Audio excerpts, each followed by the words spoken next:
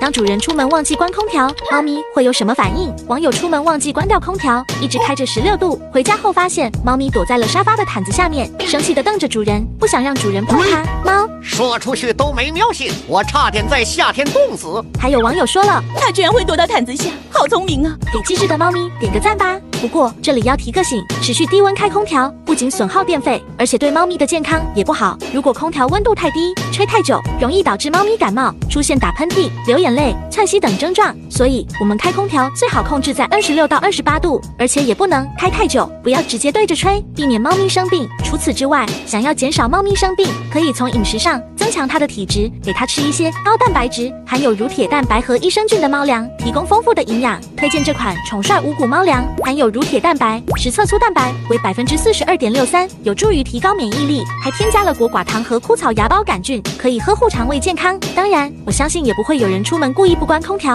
不过我建议出门前多确认几遍，就可以避免这个问题啦。你有忘记关空调的经历吗？